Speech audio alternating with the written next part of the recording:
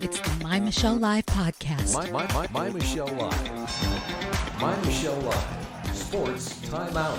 The fans, the field, the faith, the fun. Here's Michelle. Yes, I am, but I am not alone. It's been a violent week for sports, and some stories today will blow you away. And my cast of characters here, they are our team for today's Sports Time Out. Let me introduce them to you, and we're going to get to some sports stories today, and as always, to the God story in it all. Let's start with Pastor, Coach, Chaplain, and all-around cool guy, Garrick Payne. Get ready to get...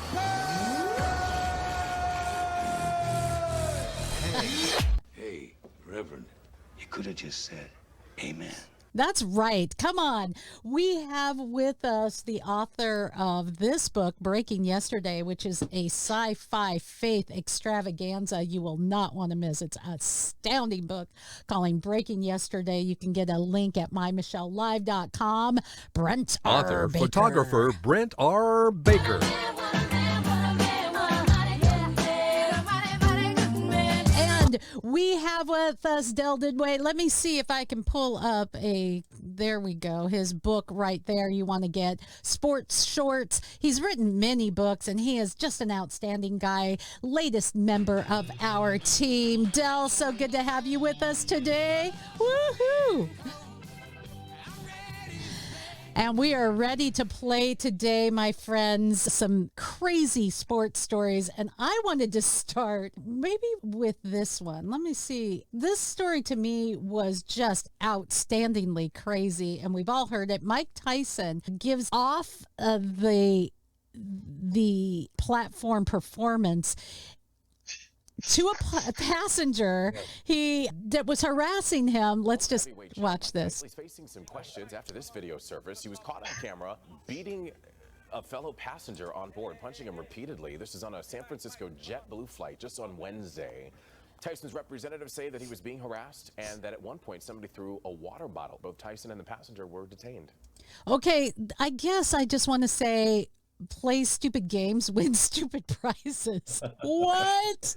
Did you guys see this? I don't want to justify Mike Tyson's reaction, but who in the world is going to harass Mike Tyson? It's not like there's any way to not know who he is, and there's not any way to not anticipate what the end result of this is going to be. And maybe this is some guy trolling for a lawsuit.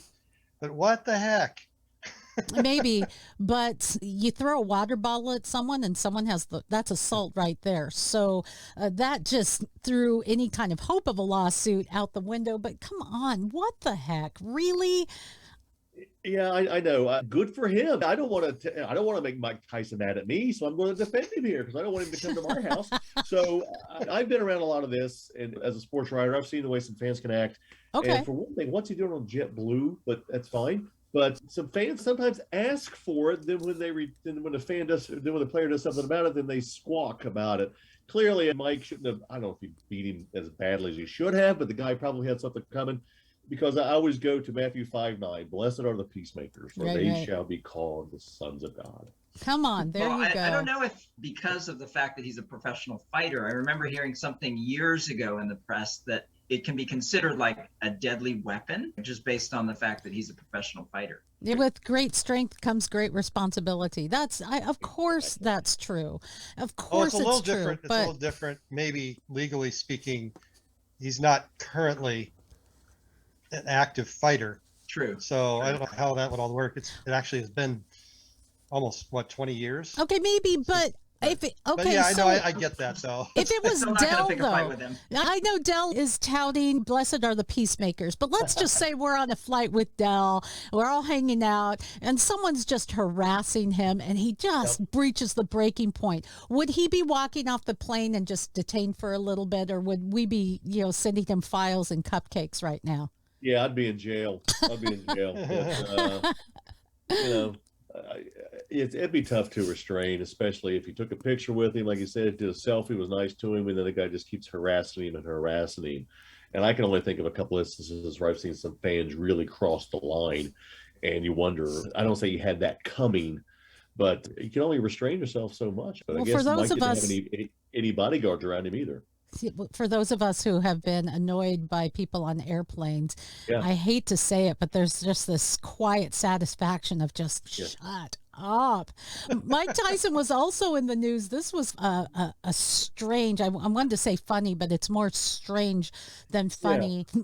He's talking about homeless people that are picked up off the streets and used in kind of a hunting game thing. Let's just listen to what he had to say. I guarantee you there's been someone somewhere in the world who paid someone to hunt a person.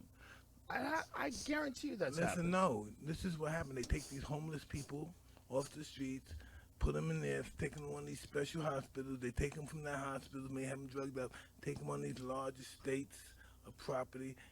That's hunt. Run. Okay, do you guys think that's really happening? I don't know.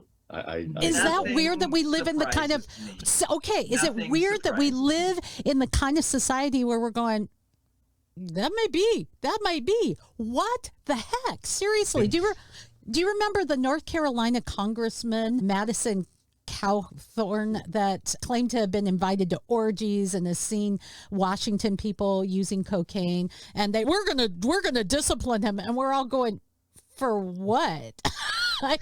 For talking about it? This wouldn't surprise me, but in today's day and age, this would not surprise me if that is happening. But I have never seen any reports of it. I'm not going to say it's not happening, but maybe Mike knows something we don't.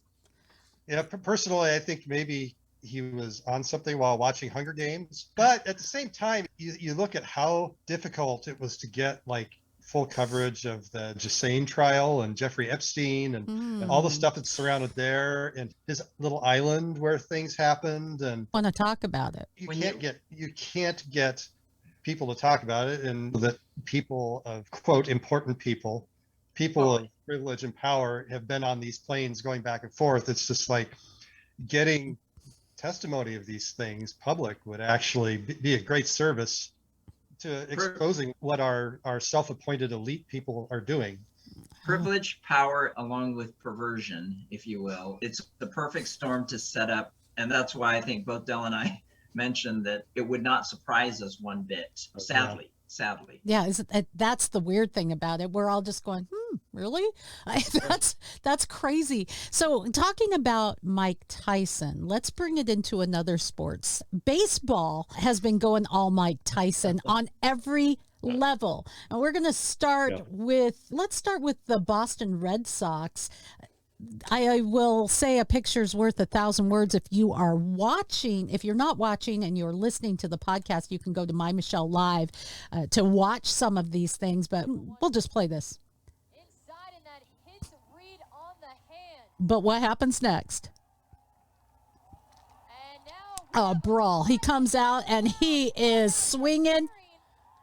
punches are being thrown. Everyone's coming out, clearing the bench. It's an all-out brawl. Oh, there's two brawls. Oh, that's an actual fight. I hadn't seen this one. Yeah.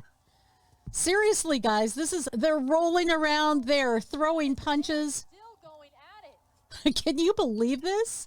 I went to a fight the other day and a baseball game broke out. Where's the Zamboni? Where's the Zamboni? Oh my gosh, seriously. Yeah. But that's not all. And before I get you guys talking, let's take it to the college level, shall we? This happened as well. College baseball game in Texas. Pitcher tackles an opposing hitter. Boom.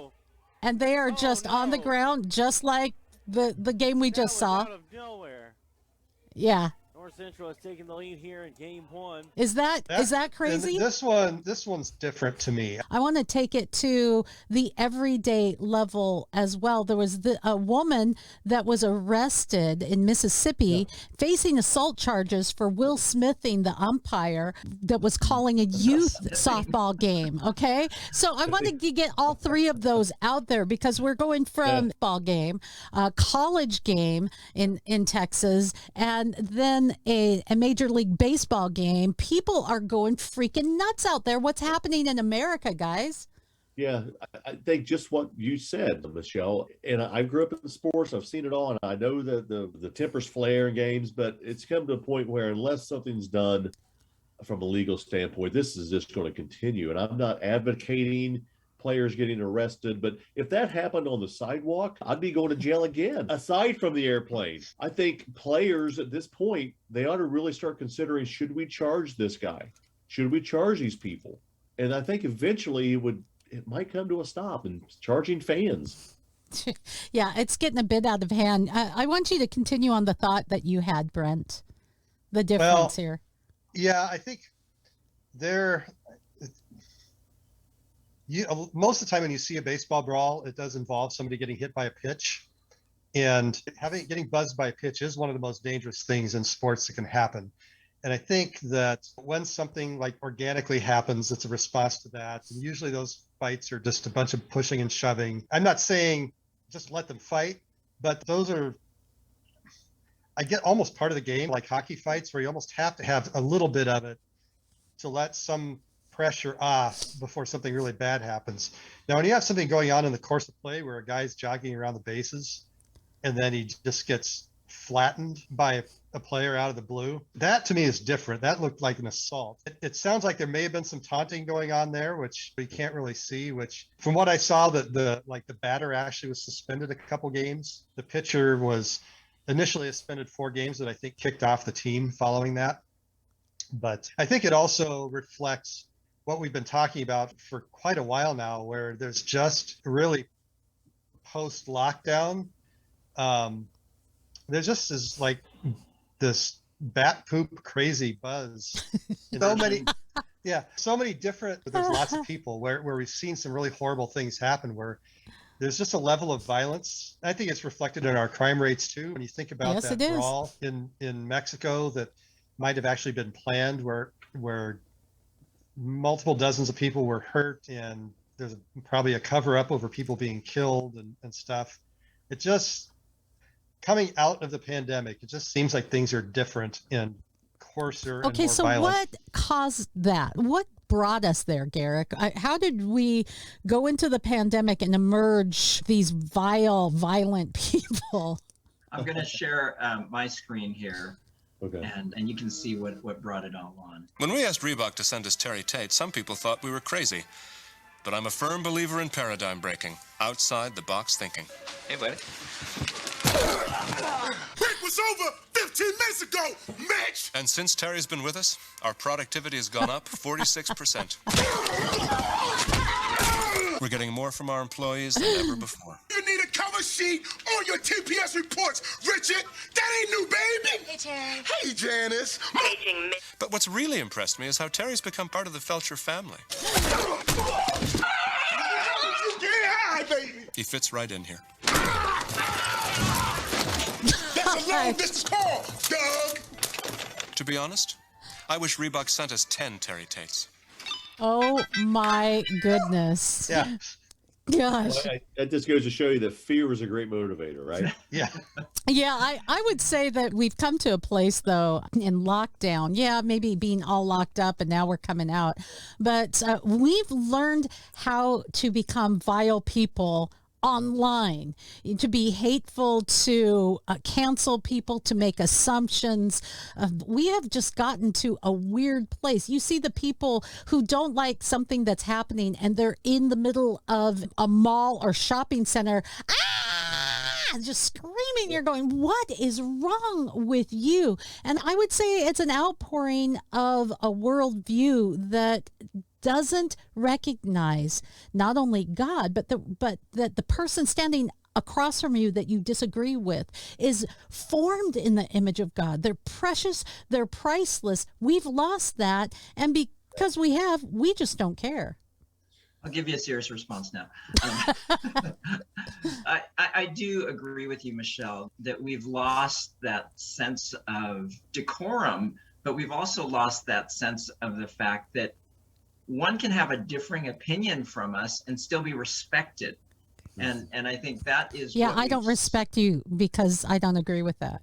Exactly. Yeah. Thank you. And we've lost that in our culture, because it used to be, and especially if you look at Washington, as in the other Washington, not Washington State where we live, although it's true here too, But in Washington, D.C., it used to be that people from different parties could agree to disagree. They could speak civilly to one another. And now it's cancel culture. Now it's you're just wrong, or you're a Trumpy, or you're a whatever. And unless you are after hours, and according to Madison Cawthorn, if you're going to sex orgies and going to snort cocaine, then can't we all just get along? Yeah. So are those party specific? Well, yeah, I remember the day, and I'm going to date myself here. I remember the day when President Reagan and Speaker of the House Tip O'Neill were on so sides of the aisle, but after the day was over, they'd be seen a lot of times having dinner together. And even Bush and Kennedy, they were differences in the aisle, but they were friends. And today's culture is just, if you're against somebody or if you don't agree, you better watch out, because they're going to come get you. Yeah. So we mentioned that baseball turned a little bit reminiscent of what in hockey games. Yeah, hockey games, it's not a good game unless there's at least one fight.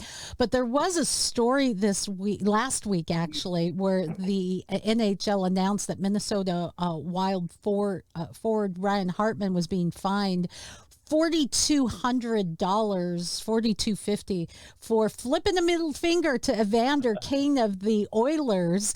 But Evander Kane has been known for some pretty nasty acts, including some during that Oilers Wild. That was a crazy story in itself, right? You can beat the heck out of someone, punch them, throw them down on the ice, but don't give the middle finger. What? It's almost a society of sissies. Exactly. That's a great counterpoint. You can knock their head off and everybody cheers, but you better not give them the finger. That's a no-no here. And you shouldn't do that. Don't hurt their feelings. You can crush their skull, and you can tackle a player rounding third. By golly, don't stick your tongue out at him. What's funny is he received like $6,000 from fans to pay the fine. But what was a crazy twist to it, if you didn't hear this, part of that $6,000 came from a $2,000 donation from none other than Evander Kane's ex-wife. Oh, gee. Nothing like a woman's Oh, man. And I just want to give a follow-up. Hartman said that he's going to go ahead and just pay the fines himself. Thank you very much for all the donations and for everyone who did give money that's going to be donated to Children's of Minnesota. So that's pretty cool. So, yeah, like I said, it's been a violent week for sports. I thought I would share with you, though, as long as we're talking NHL, some of the standings we've got in the Metropolitan over there in the Eastern Division. You've got Carolina, New York, Pittsburgh, Atlantic. You have Florida, Toronto, and Tampa Bay, Western Colorado, Minnesota, and St. Louis. And the Pacific, my Seattle Kraken way down there at number 8, but Calgary, Edmonton, and Los Angeles. I have to say, this is the first year for the Seattle Kraken, and it has been, I go to many games, and these last 3 games, we have our first at home, our first 3-game winning streak, which is pretty exciting. I love hockey. Any thoughts, guys, on who we're going to see in the Stanley Cup as we're getting down to the last few games here? No, it won't be the Kraken. I can tell you that much. That'll work. Yeah, I always like to pull for the Blues, but no thoughts. I guess we'll just have to watch it play out a little bit. What about bit. you, Michelle? You're a hockey gal. I don't. I was going to say, I thought, wasn't it Calgary that the Kraken just beat the other night? Yes, or thank did they you almost? very much. Calgary, I've been looking at as one of the potential Stanley Cup finalists, and whether the Kraken beat them or had them on the ropes and lost, that maybe they're a little vulnerable. So, well, even Vegas has been a surprise because they're a darling, but they're going to have to push for a wild card. And then I always like to pull for the Blues. They're my second favorite team. We'll just see how it plays out. But there is another story that's come out of the hockey realm that I wanted to get to. This one's a little awkward. It's a Zamboni driver. Yeah. And these are the guys that unsung heroes of the ice, the Zamboni driver. This guy, Al Sobotka, has been let go from the Red Wings last month. He was let go for peeing. Basically. And now he has a lawsuit. So he's 68-year-old. He's been driving this Zamboni for 30 years. He's famous for taking the squid and going nuts with it. He's been part of the culture there for the Red Wings. And he filed a lawsuit claiming discrimination because he has this condition that he has uncontrollable urges to pee.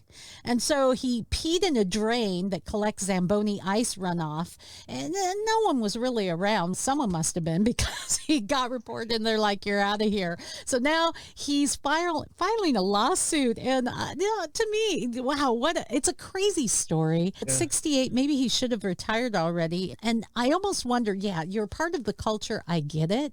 But if you can't control your urge to pee, there might be a better occupation for you. They make stuff you can wear for that.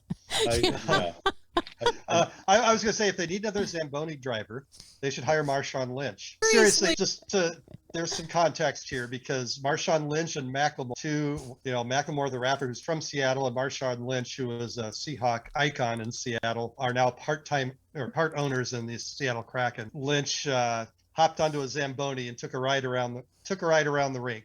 He didn't do such a great job, but he's still. He's not qualified. If they want him in Detroit to take their Zamboni around, I'm sure they can just add to the show. Well, Gosh, I'm personally one of these no harm, no foul kind of people. And if he's doing his business down a drain on the side, it wasn't like he was peeing on the ice during the game.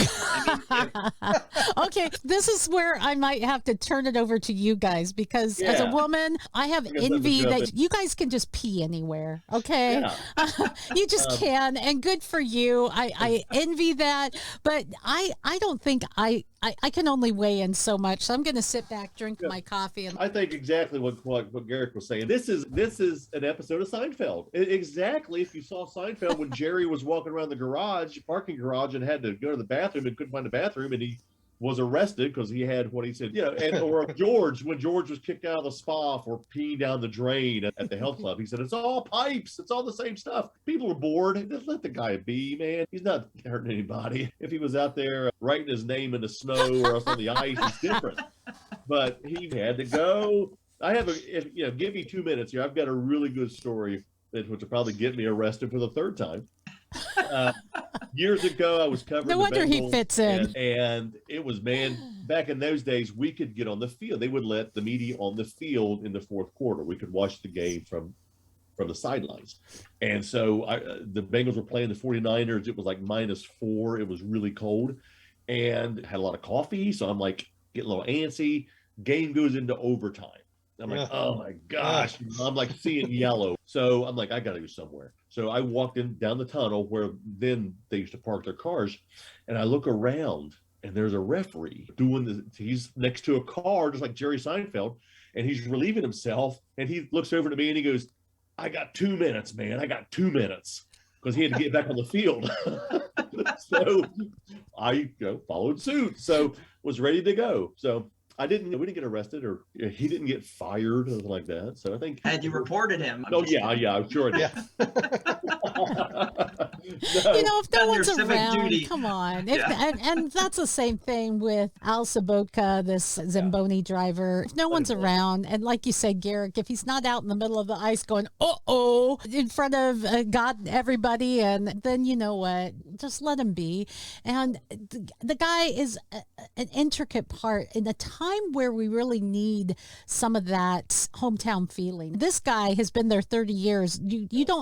Players come and players go, but that culture of sports is really important, I would say. So that was funny. And then the other side of it then is that he has to then resort to discrimination. And I feel like discrimination has gone too far as well, because that's a whole nother story. But I think everybody is offended by something or other, and then you have to file a lawsuit for this or that. Yeah. What type of discrimination did he go for? He went for age. Age and violation disability. of ageism And disability. Yeah. Some other, a couple other news stories just to throw out there. Wimbledon is coming under some people are unhappy. They say it's a collision course with the tennis world because they're going to be banning some Russian players. I think it's worth talking about. Is it individual players' faults that their leader is a nutcase? Why don't they just ban people from the United States? Because if you saw the news, the Easter Bunny seems to be really running our country at this point. But that's, I mean, can you should we do that? Just a thought. I mean, they dealt with it in the Olympics in terms of allowing the athletes to compete, but they couldn't compete under a particular flag or whatever. There you go. And so why not do that with Wimbledon as well? It just penalizing the players as if it's going to really affect the outcome of whether or not their leader changes course. I don't really think it's going to work. Another story out of the transgender issue in sports.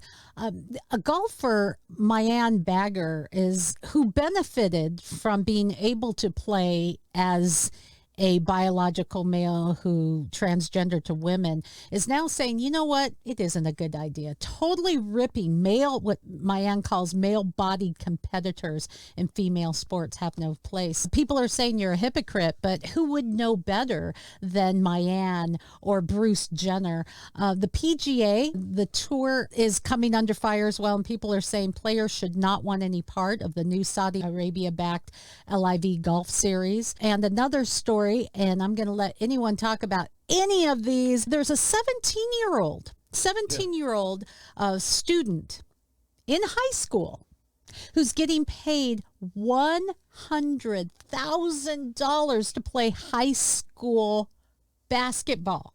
$100,000 on-court performance bonuses of over $1 million. He plays for and is associated with OTE, Overtime Elite. Wow. So there are some big news stories in our final minutes.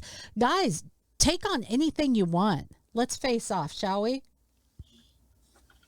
Yeah, I don't like that. I just don't like it.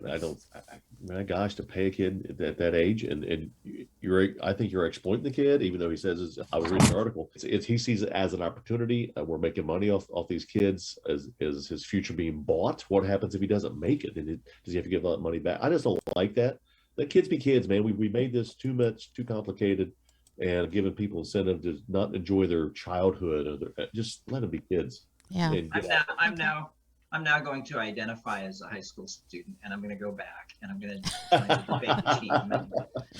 And as a woman, then you're shooing. There you go. So where is this money coming from that this kid is making? So this is a sports accelerator kind of a program. They take elite players, they play games against each other, they have more of a chance of expanding their career. They apparently give them high academics, and they say that it's sports science, it's coaching, it's training, and they take these elite athletes. I don't know where the money's coming from. I just know that that OTE is an actual thing, and they are there you go. And I know as high schools you're not supposed. One thing I find really interesting about this, even though they're not, it's definitely apples and oranges, but we've talked about it in past weeks about the WNBA and how much their players are paid, and how that's led to them playing overseas because it's a lot more lucrative there. So here we have a high school kid getting paid more than a lot of these female professional athletes.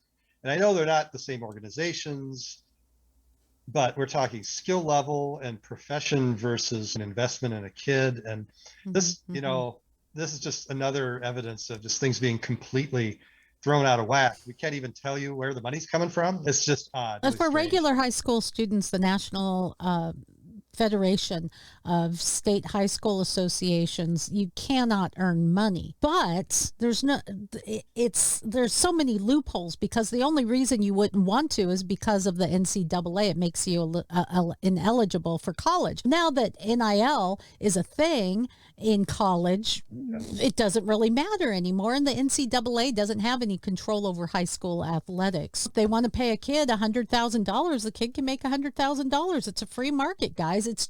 But it's the difference between just because we can doesn't mean that we should. And we have become a society that puts too much on our children, whether it's talking about sexual orientation as you're grooming kids in kindergarten, or infusing that kind of stuff and over sexuality in children's programming on television and movies, or you're paying them $100,000 a year to play basketball.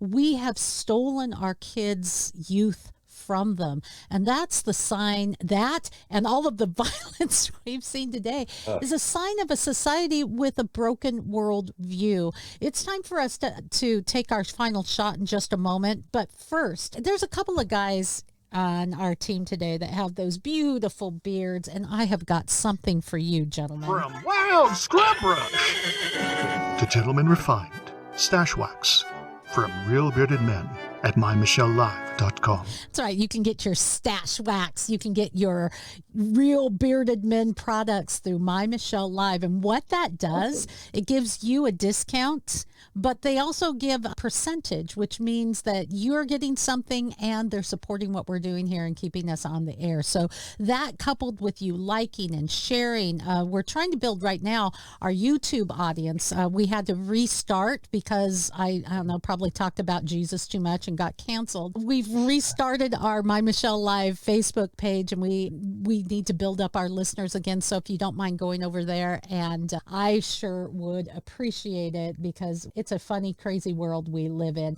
It's time for us to take our final shot. Final shot.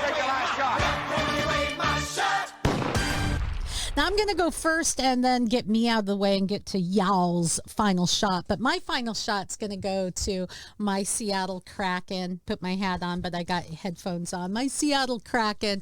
It has been such a fun year watching the Kraken go. In the last few games, they have been competitive. They haven't always been able to put it over the top. But in the last 3 games, they've been able to play like crazy. I wish they played like that all year. And my shot goes out to Maddie Beniers, who is their first ever draft selection for the Seattle Kraken, and even scored in his very first NHL game. Great addition to the Seattle Kraken. It is so much fun having an NHL team in my hometown. That's my final shot. Let's go to Brent.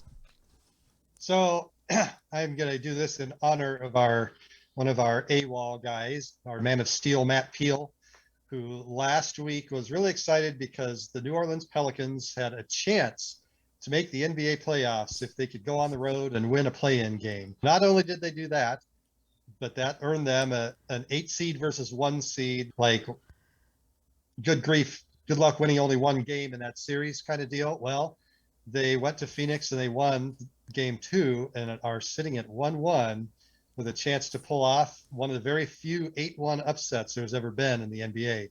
The first one of those actually was the Seattle Sonics back in the day were victimized, but yeah, it was rough. But anyway, Matt and the Pelicans, too soon. Good luck the rest of the way. That's been pretty cool to see that. That's right. Let's all give a shout out to Matt. Hey, Matt. Hey, Matt. I love it. Let's go to Del. One other thing you mentioned that you've been kicked off of, you'd get kicked off YouTube for saying Jesus too much. I think today's topics prove that we need Jesus more than ever, especially in sport with all the violence and the biting off people. I think we should get back to that.